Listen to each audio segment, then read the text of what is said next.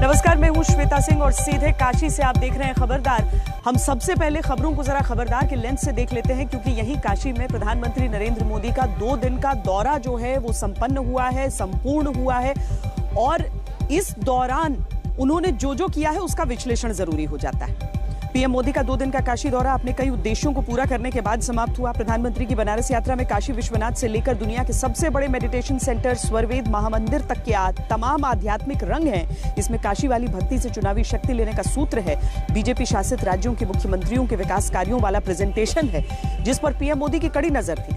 हम वाराणसी में पीएम मोदी का मध्य रात्रि संदेश भी डिकोड करेंगे।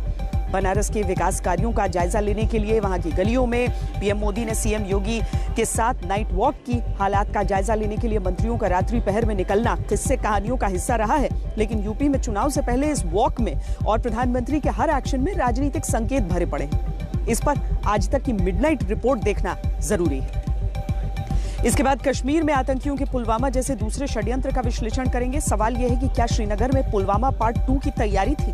आतंकवादियों ने जिस तरह घात लगाकर पुलिसकर्मियों से भरी बस पर हमला किया, वो अपने आप में बहुत चिंताजनक है। आज पुलिसकर्मियों की छलनी बस के एक हिस्से का विश्लेषण करेंगे। आपको बताएंगे कि पाकिस्तान ने किस तरह जैश के आतंकियों के जरिए भारत को गहरे जख्म देने के प्रयास किए हैं। इस बड़ी खबर की इनसाइड स्टोरी आपको पता होनी चाहिए। और आज ब्रिटेन की राजधानी लंदन से लेकर भारत के महानगरों तक कोरोना के ओमिक्रॉन वेरिएंट से जुड़े खतरों को भी समझना होगा। यह बहुत चिंताजनक है कि ओमिक्रॉन से पहली मौत हो चुकी है। ब्रिटेन के पीएम बोरिस जॉनसन ने इस मौत पर अपने देश के साथ साथ पूरी दुनिया को सावधान रहने की सलाह दी है।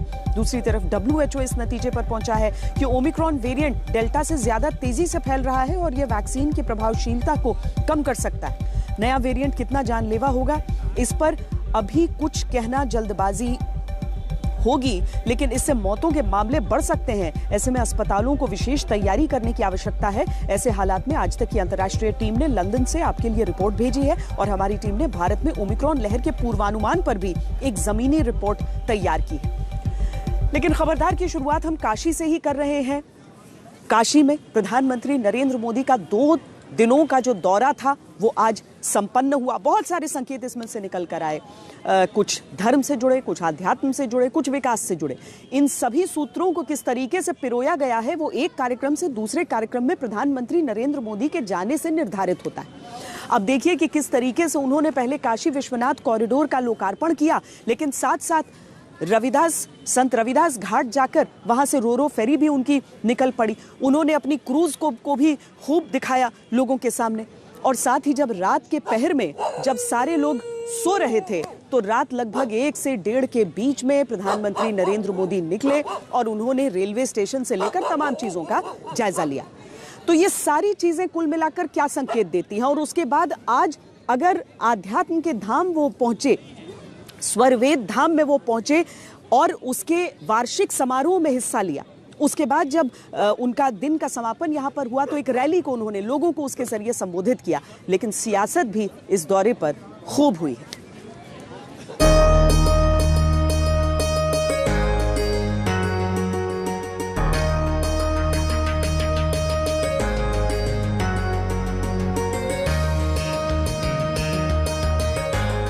पीएम मोदी के काशी दौरे के दूसरे दिन भी आस्था और विकास का अलौकिक संगम दिखाई दिया। सोमवार को विश्वनाथ मंदिर के बाद आज पीएम मोदी ने दुनिया के सबसे बड़े मेडिटेशन सेंटर स्वरवेद महामंदिर का दौरा किया, जो काशी के धार्मिक और सांस्कृतिक महत्व का ही प्रतीक है। आज हम देख रहे हैं अखिल भारतीय विहंगम योग संस्थान का 58वां वार्षिकोत्सव स्वतंत्रता आंदोलन में सदगुरु सदाफल देव जी की कारागार यात्रा के 100 वर्ष और देश की आजादी का अमृत महोत्सव, ये सब हम सब एक साथ इनके साक्षी बन रहे हैं। देश के आध्यात्मिक सांस्कृतिक राजधानी वाराणसी में निर्माणाधीन विशाल साधना केंद्र स्वरवेद महामंदिर अपने आप में अनोखा है। काशी के स्वरवेद महामंदिर धाम में किसी विशेष भगवान की पूजा के बजाय मेडिटेशन किया जाता है। यानी ये एक मेडिटेशन सेंटर है। 64,000 वर्ग फीट में बन रहे 7 मंजिला महामंदिर का निर्माण करीब 18 साल पहले शुरू हुआ था। दुनिया के सबसे बड़े मेडिटेशन सेंटर स्वरवेद मंदिर में विहंगम योग के 98वें वार्षिकोत्सव में प्रधानमंत्री मोदी पहुंचे थे। काशी की ऊर्जा अक्षुण्ण तो है ही, ये नित नया विस्तार भी लेती रहती है। कल काशी ने भव्य विश्वनाथ धाम महादेव के चरणों में अर्पित किया और आज विहंगम योग संस्थान का ये अद्भुत आयोजन हो रहा है। प्रधानमंत्री नरेंद्र मोदी का यहाँ पर पहुँचना और वो उत्सुकता क्या केवल एक हेलीकॉप्टर की है? सीधे तौर पर हम कहें तो यहाँ पर मौजूद लोगों के मन में यही बात चलती रही कि किस तरीके से उनके धाम को महत्व दिया जा रहा है। छोटी छोटी चीजें होती हैं जो लोगों के मन में बहुत बड़ी जगह बना देती हैं और वही आपको यहाँ पर नजर भी आ रहा है। प्रधानमंत्री का जो समूचा दौरा है वो धर्म, आध्यात्म और इसके साथ ही हम कहें तो विकास का एक संतुलन दिखाने का प्रयास है और ये लोगों के मन के बीच पहुंचता नजर भी आ रहा है।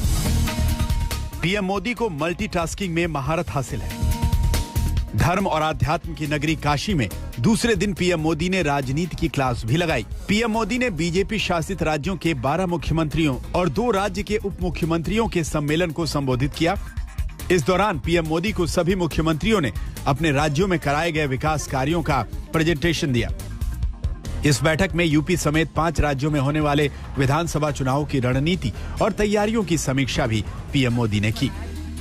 पीएम मोदी की बीजेपी शासित राज्यों के मुख्यमंत्रियों और उप मुख्यमंत्रियों की इस बैठक का मुख्य एजेंडा भले ही गुड गवर्नेंस हो, लेकिन आने वाले 5 राज्यों के विधानसभा चुनाव को लेकर प्रधानमंत्री नरेंद्र मोदी चाहते हैं कि अगर सरकार ने कोई काम किया है तो उसका प्रचार और प्रसार भी होना चाहिए, क्योंकि अगर इसमें कोई कमी रह गई तो इसका खामियाजा जो है वो चुनाव के अंदर पार्टी और सरकार दोनों को भुगतना पड़ेगा। बड़े से बड़ा आलोचक भी पीएम मोदी की इस काबिलियत को मानेगा कि पीएम मोदी को विकास कार्य करवाने भी आते हैं और उनका प्रचार करना भी। लेकिन अपने विरोधियों और आलोचकों के बयानों के बीच पीएम मोदी बतौर काशी के सांसद अपना वायदा पूरा कर रहे हैं। वो दिन भी याद करिए जब आप यहां आते थे तो क्या स्थिति थी। जो स्थान इतना पवित्र हो उसकी बदहाली लोगों को निराश करती थी। लेकिन आज ये परिस्थिति बदल रही है। आज जब देश विदेश से लोग आते हैं तो एयरपोर्ट से निकलते ही उन्हें सब बदला बदला लगता है। काशी के 2 दिवसीय दौरे के दौरान पीएम मोदी ने धार्मिक प्रतीकों का भरपूर इस्तेमाल किया। काशी विश्वनाथ धाम जाने वाले एक सामान्य तीर्थयात्री की तरह गंगा स्नान किया। गेरुआ वस्त्र धारण किए बाबा विश्वनाथ के दरबार तक खुद जल लेकर पहुंचे। बाबा विश्वनाथ का पूरे विधि विधान से पूजन किया। गले में रुद्राक्ष की माला और माथे पर त्रिपुंड।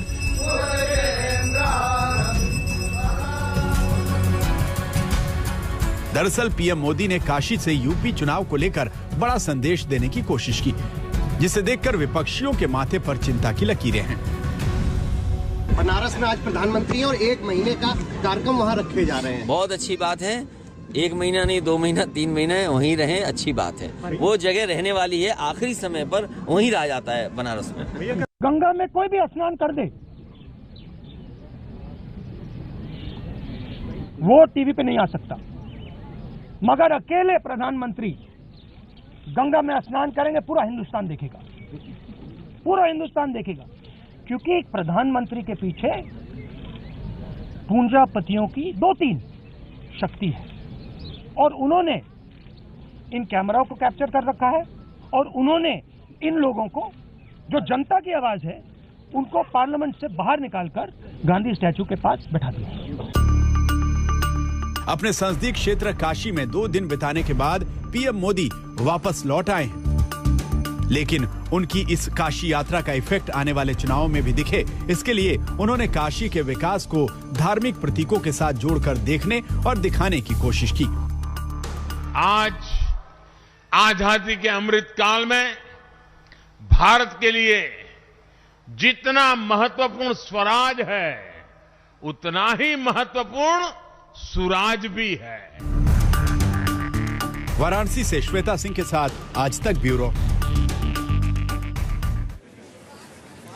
तो प्रधानमंत्री नरेंद्र मोदी ने इन 2 दिनों के दौरे में लगभग हर एक चीज की जो कि चुनावों से पहले के इस समय में की जा सकती थी। एक तो जितने भी कामकाज किए गए उन सबको कुछ इस तरीके से सामने रखा कि वो दिखा सकें कि देखिए हमने जो वादे किए वो पूरे किए। सियासत इस पर हुई, सवाल उन पर उठाए गए हैं, भारतीय जनता पार्टी की तरफ से जवाब भी दिए जा रहे हैं। मुख्यमंत्रियों के साथ भी बैठक हुई और एक तरह से समझिए कि न सिर्फ उसमें प्रेजेंटेशन उन मुख्यमंत्रियों का था, बल्कि प्रधानमंत्री के इन एक्शंस का उन मुख्यमंत्रियों के लिए संदेश भी था। संदेश क्या कि जब भी कोई शासक होता है, जब भी कोई सत्ता में होता है, अगर कोई कामकाज कर रहा है तो क्या वो स्वयं जाकर उसका निरीक्षण करता है। प्रधानमंत्री रात में ही निकल गए थे। हालांकि दिन के समय काशी विश्वनाथ कॉरिडोर में उन्होंने समय बिताया था, लेकिन शायद वो समय थोड़ा सा कम पड़ गया था, इसीलिए रात के समय एक बार फिर वो मुख्यमंत्री योगी आदित्यनाथ को लेकर निकले। वहां पर एक एक जगह पर रुक रुक कर उन्होंने हर एक चीज को देखा। उसके बाद जब बाहर निकले तो रेलवे स्टेशन समेत और भी कई इलाकों में जाकर और देखा कि जो कामकाज की प्रतिबद्धता उन्होंने दिखाई थी और जिस कामकाज की शुरुआत हुई थी वहां पर दरअसल हुआ क्या है। ये प्रधानमंत्री का नाइट आउट है, देखिए ये रिपोर्ट।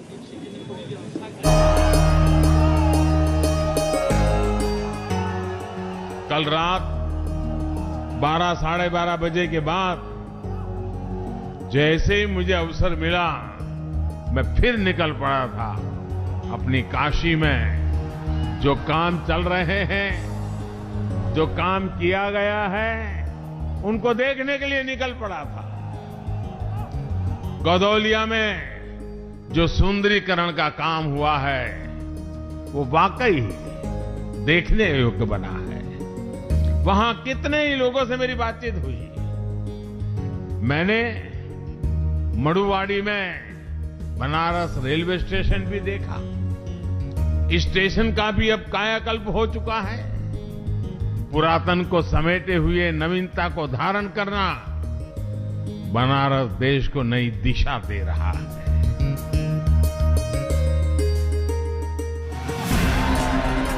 कहते हैं कि सपना वो नहीं होता जो सोते हुए देखा जाए। सपना तो वो होता है जो आपको सोने नहीं देता। आधी रात का वक्त था, पीएम मोदी की आंखों में नींद नहीं थी। वो काशी के विकास के अपने सपने को पूरा होते देखने निकल पड़े।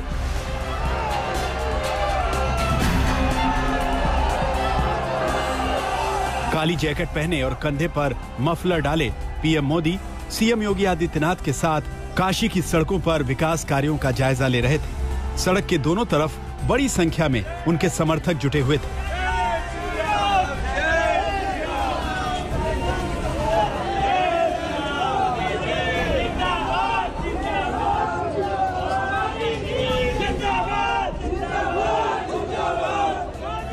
वीडियो में दिख रहा है कि जिस सड़क से पीएम मोदी गुजर रहे हैं उसके दोनों तरफ स्पेशल लाइटिंग की गई है। स्ट्रीट लाइट को भी तिरंगे एलईडी से सजाया गया।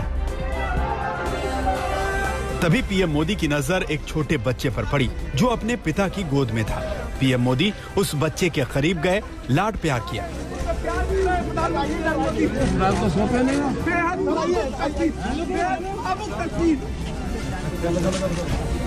सोमवार का दिन बाबा विश्वनाथ के चरणों में बिताने के बाद पीएम मोदी फिर काशी विश्वनाथ मंदिर पहुंच गए। यहां रात के वक्त स्पेशल लाइटिंग अलग ही छटा बिखेर रही थी।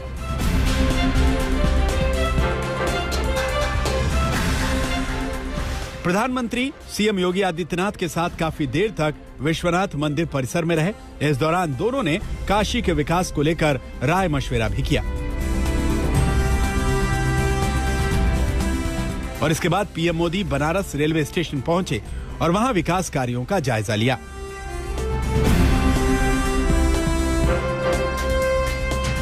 इस दौरान करीब 1.5 घंटे तक सीएम योगी के साथ स्टेशन के प्लेटफॉर्म पर वो टहलते रहे।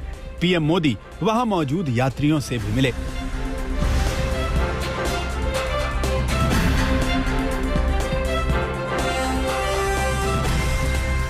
बाद में पीएम मोदी ने सीएम योगी के साथ अपनी एक तस्वीर ट्वीट कर लिखा, अगला पड़ाव बनारस स्टेशन। हम रेल कनेक्टिविटी बढ़ाने के लिए स्वच्छ, आधुनिक और यात्री अनुकूल रेलवे स्टेशनों की दिशा में काम कर रहे हैं। काशी की नाइट वॉक के अनुभव को पीएम मोदी ने आज कुछ यूं शब्दों में बयां किया। आज जब हम बनारस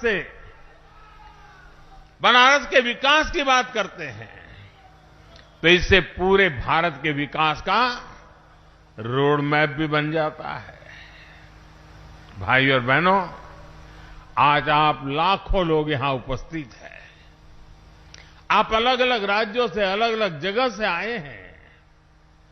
आप काशी में अपनी श्रद्धा, अपना विश्वास, अपनी ऊर्जा और अपने साथ असीम संभावनाएं कितना कुछ लेकर आए हैं। आप काशी से जब जाएंगे तो नए विचार, नए संकल्प, यहां का आशीर्वाद, यहां के अनुभव कितना कुछ लेकर जाएंगे। पीएम मोदी की इस नाइट वॉक की 2 वजहें थी। एक तो ये कि वो देखना चाहते थे कि रात के वक्त काशी नगरी अब कैसी सुंदर छटा बिखेरती है, और दूसरी वजह यह थी कि वो काशी के लोगों को ट्रैफिक जैम की परेशानी से बचाना चाहते थे। इसलिए उन्होंने काशी भ्रमण के लिए रात का वक्त चुना। ये वही जगह है इस पूरी जगह का प्रधानमंत्री नरेंद्र मोदी ने कल 1:13 पर रात में योगी आदित्यनाथ के साथ प्रधानमंत्री यहां पहुंचे और पूरे रेलवे स्टेशन के परिसर का इन्होंने जायजा लिया। हम आपको जो तस्वीरें दिखा रहे हैं, इन्हीं रास्तों से, इन्हीं जगहों से प्रधानमंत्री गुजरे। उनके साथ पूरी सिक्योरिटी थी और रात का समय 1:13 का था। ऐसा उन्होंने इसलिए किया क्योंकि काशी में अक्सर ट्रैफिक जाम की समस्या रहती है और वीआईपी मूवमेंट होने के बाद वो बढ़ जाती है। तो प्रधानमंत्री ने देर रात का समय इसलिए चुना कि उनके मूवमेंट की वजह से आम जनमानस को परेशानी ना हो और वो सरल सुगम तरीके से, जिससे काशी वासियों को दिक्कत भी ना हो और वो वाराणसी के जो डेवलपमेंट के जो प्रोजेक्ट्स हैं उनका जायजा ले सकें। काशी में पीएम मोदी की नाइट वॉक कोई पहली बार नहीं है जब मोदी ने रात में निकलकर अपने आलोचकों और विरोधियों की नींद उड़ाई हो।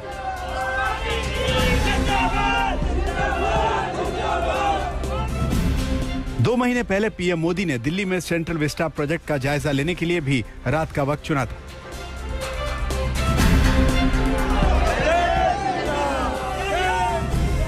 अगर पब्लिसिटी में इमेज ही सब कुछ होती है तो सोमवार की आधी रात काशी की गलियों में आम लोगों के बीच पीएम मोदी की इमेज और ज्यादा चमक गई है।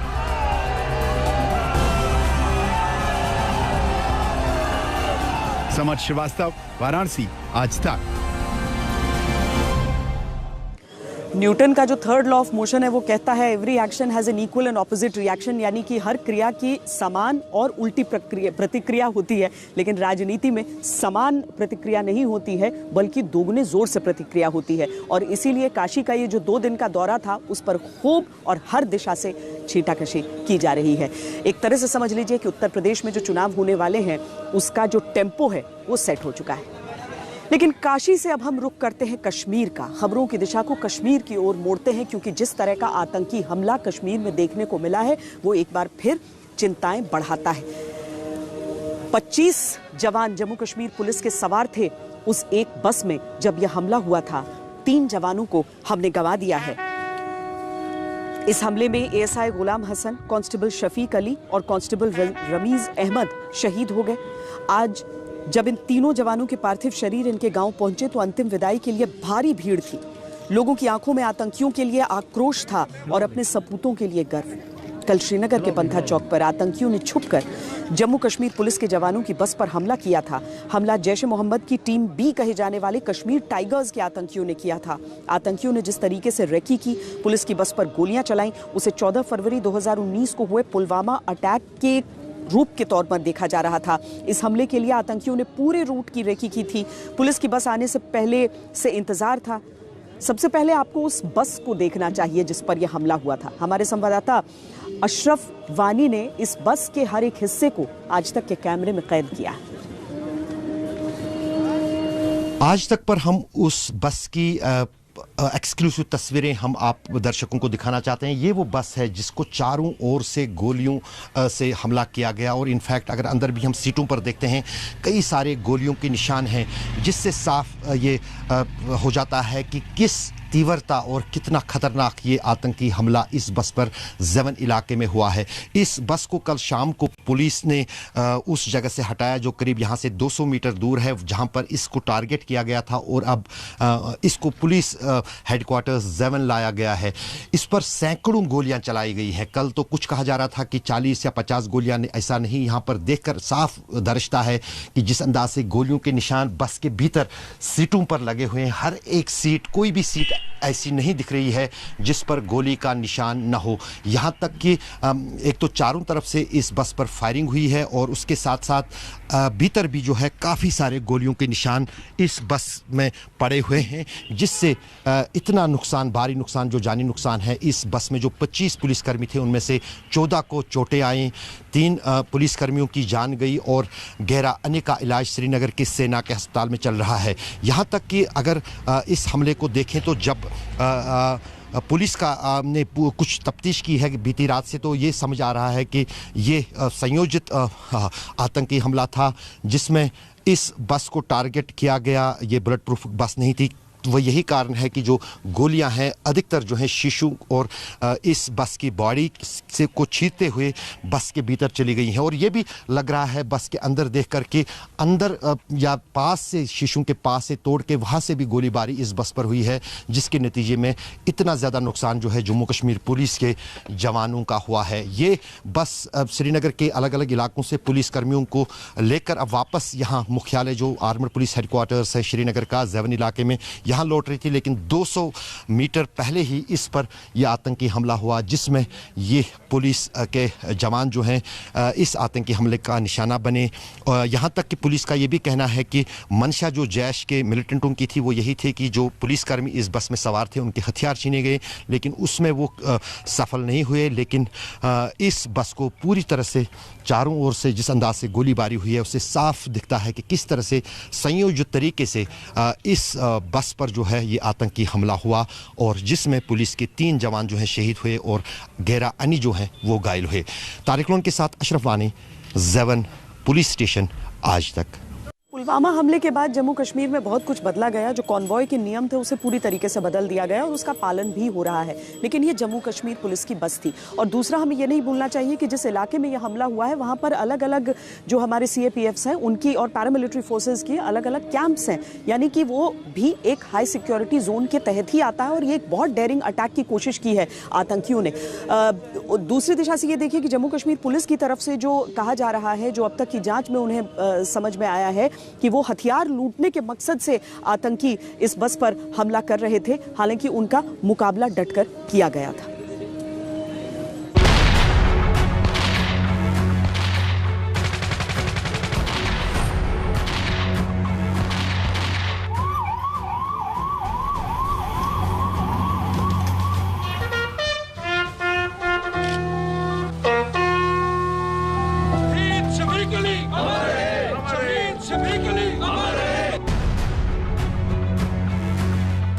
क्या श्रीनगर के पंथा चौक पर पुलवामा पार्ट 2 की तैयारी थी?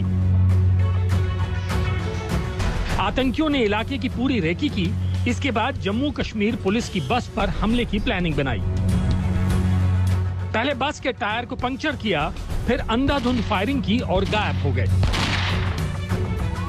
ये पाकिस्तान के पाले हुए आतंकियों की बौखलाहट है। ये लोग जवानों पर घात लगाकर हमला कर रहे हैं। पिछले कुछ वर्षों में घाटी में जिस तरह से ऑपरेशन ऑल आउट चलाया जा रहा है, उसके बीच आतंकी अपने वजूद को जिंदा रखने के लिए इस तरह की कायराना हरकत को अंजाम दे रहे हैं। श्रीनगर के बाहरी इलाके जमन में हम इस वक्त खड़े हैं और यहीं पर वो जम्मू कश्मीर पुलिस की बस को आतंकी हमला हुआ, जिसको सोमवार शाम को करीब 5:05 पर जो है जैश ए मोहम्मद के 3 मिलिटेंटों ने अंजाम दिया, जो जम्मू कश्मीर पुलिस का कहना है। दरअसल अगर हम इस इलाके की बात करें, हमने यहाँ पर कुछ चश्मदीदों से भी बात की, उनका कहना है कि कभी यहाँ पर कोई आतंकी घटना नहीं घटी है, क्योंकि इस पूरे इलाके में आसपास जो है सुरक्षा शिविर है कई सारे सुरक्षा बलों के, चाहे वो जम्मू कश्मीर पुलिस हो, सीआरपीएफ हो या बीएसएफ हो, और सेना का मुख्यालय भी ज़्यादा दूर यहाँ से नहीं है। एक तरफ से पहाड़ी है, दूसरी तरफ से ये मैदानी इलाका है जहाँ से छोटी छोटी गलियाँ जो हैं इस सड़क तक आती हैं। जब ये बस कल शाम को 5:50 पर इस जगह पर पहुँची, यहाँ पर अभी भी आप देख सकते हैं कांच के टुकड़े जो बस के हैं वो अभी भी सड़कों पर बिखरे हुए हैं, और वहाँ से अंदाज़ा लगाया जा सकता है कि किस तरह से जो है इस बस पर जो है 3 तरफ से अंधाधुंध गोलीबारी हुई, जिसमें 3 जवानों की जान गई। सवाल यह भी है कि कश्मीर के पंथा चौक को सबसे सुरक्षित इलाकों में से एक माना जाता है, फिर इतना बड़ा आतंकी हमला कैसे हो गया? ये कश्मीर का वो इलाका है जिसे हाई सिक्योरिटी जोन माना जाता है। सबसे पहले आप इस इलाके की भौगोलिक स्थिति को समझिए। श्रीनगर के जिस पंथा चौक पर जम्मू कश्मीर पुलिस की 9वीं बटालियन पर हमला हुआ, वहां से सिर्फ 300 मीटर पर जम्मू कश्मीर सशस्त्र पुलिस का मुख्यालय है। इसके अलावा हमले की जगह से 700 मीटर की दूरी पर बीएसएफ का कैंप है। इसके अलावा 500 मीटर की दूरी पर भारतीय सेना का कैंप है, और श्रीनगर रोड पर 1 किलोमीटर की दूरी पर आईटीबीपी का कैंप है। शाम में 6 बजे ये हमारे आर्मड पुलिस का एक बस जा रहा था, जिसमें 25 जवान बैठे हुए थे। जब कैंप के नजदीक पहुंचा तो कैंप से 300 मीटर पहले अंधेरा हो चुका था। 3 टेररिस्ट जैश मोहम्मद का, जिसमें 2 फॉरेनर था, एक लोकल टेररिस्ट था, अंधाधुंध फायरिंग किया, जिसमें हमारे 14 जवान जख्मी हो गए। उसको हम लोग हॉस्पिटल ले गए, 2 हॉस्पिटल में मार्टीरियम को प्राप्त किए, एक आज अर्ली मॉर्निंग मार्टीरियम को प्राप्त किए। इस सब टोटल 3 शहीद हो गए, बाकी आउट ऑफ डेंजर है। ये जैश मोहम्मद ने खुद भी क्लेम किया जैश मोहम्मद का टेररिस्ट इन्वॉल्व है। हमारे जवानों ने काफी फायरिंग किया था, जिसमें एक आतंकवादी जख्मी हुआ है। उसका ब्लड स्पॉट काफी दूर तक देखा गया है। ये क्रू से पाम्पोर और त्राल तरफ भागने में कामयाब हो गया। उसको हम लोग ट्रैक कर रहे हैं। बहुत जल्दी इस ग्रुप को हम लोग न्यूट्रलाइज कर लेंगे। जिस वक्त जम्मू कश्मीर पुलिस के जवानों पर हमला हुआ, उस वक्त करीब 25 जवान अपनी ड्यूटी पूरी करके Jammu Kashmir armed police headquarter पर वापस लौट रहे थे। लेकिन इससे पहले 3 आतंकियों ने घेर कर बस पर फायरिंग शुरू कर दी, जिसमें 3 जवान शहीद हो गए और 11 जवान घायल हुए। पुलिस के मुताबिक हमले में जैश के 3 आतंकी शामिल थे। इनमें से 2 आतंकी पाकिस्तानी थे। पुलिस अब आतंकियों की तलाश कर रही है। काफ़ी बड़ा हमला है और एक एम्बुश लगाया गया, और जेबन जो हमारा आर्म पुलिस कम्प्लेक्स है, हेडक्वार्टर है, वहाँ सीआरपी, आईटीबीपी, बीएसएफ उनके भी हेडक्वार्टर हैं, और जनरली उस एरिया में डिप्लॉयमेंट रहा करती है। लेकिन यहाँ आज कल जो ये हादसा हुआ उस पर आरोपी उठ चुकी थी, उसके बाद ये मूवमेंट हुई है, इसीलिए उसका मौके का फ़ायदा लेकर और अंधेरे का फ़ायदा लेकर ये अटैक हुआ है। तो इस लगभग उसके बराबर नहीं कहूँगा, लेकिन उस किस्म का अटैक करने की कोशिश की। मतलब आतंक। और अब उस चुनौती की बात करते हैं जिससे पूरी दुनिया लड़ रही है, और आज से नहीं लगभग 2 साल हो गए हैं तब से ये लड़ाई चल रही है। रूप बदल बदल कर कोरोना वायरस जो है वो अलग अलग वेरिएंट्स के साथ सामने आता है। ओमिक्रॉन वेरिएंट जो है 1 दिन के भीतर भारत में एक बार फिर डबल डिजिट ग्रोथ इसका देखा गया। महाराष्ट्र में 7 मामले आए, दिल्ली में 4 नए मामले सामने आए हैं, और महाराष्ट्र में जो 7 मामले सामने आए हैं उनमें किसी की ट्रैवल हिस्ट्री नहीं रही है, उन्होंने यात्रा नहीं की है, यानी कि संक्रमण फैला है कहीं से उन तक। लंदन में तो हालत बहुत ज्यादा खराब हो रही है कि वहां की सरकार को बूस्टर डोज की शुरुआत करनी पड़ गई है। वहां से देखिए हमारे संवाददाता की ये खास रिपोर्ट।